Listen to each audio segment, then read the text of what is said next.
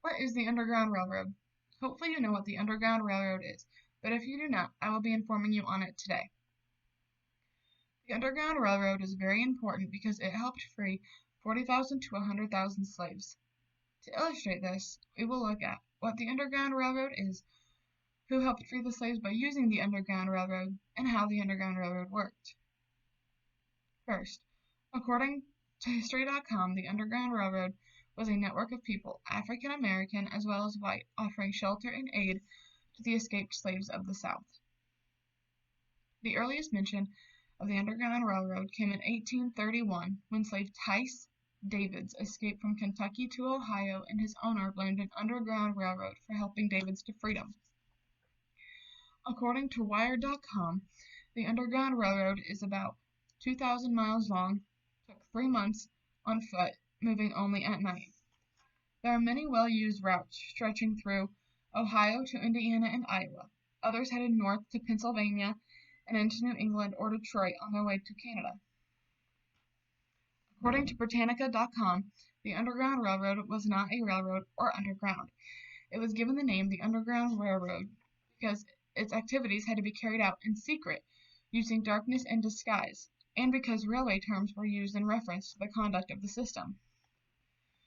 Now that we understand what the Underground Railroad is, let's move on and talk about who helped free the slaves using the Underground Railroad.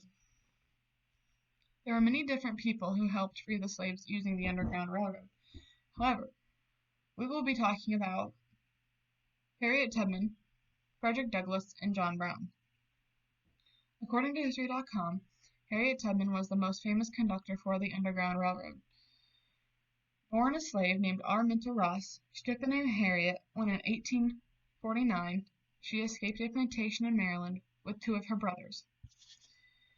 They returned a couple of weeks later, but Tubman left again on her own shortly after, making her way to Pennsylvania. Tubman later returned to the plantation on several occasions to rescue family members and others. On her 3rd trip, she tried to rescue her husband, but he had remarried and refused to leave. Tubman regularly took groups of escapees to Canada, just trusting the United States to treat them well. According to History.com, Frederick Douglass was a former slave and famed writer. He hid slaves in his home in Rochester, New York, helping 400 escaped slaves make their way to Canada. According to History.com, abolitionist John Brown was a conductor on the Underground Railroad, during which he established League of Guillotites, devoted to helping fugitive slaves get to Canada. Now that we have an idea of what the Underground Railroad is and who helped free slaves by using it, let's look at how it worked. According to History.com, people known as conductors guided the slaves.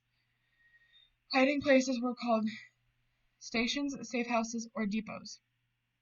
The people operating them were called station masters. Most Underground Railroad operators were ordinary people, farmers, business owners, as well as ministers.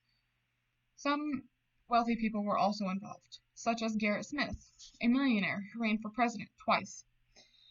In 1841, Gerrit Smith purchased an entire family of slaves from Kentucky and set them free. According to History.com, the Underground Railroad ceased operations about 1863, during the Civil War.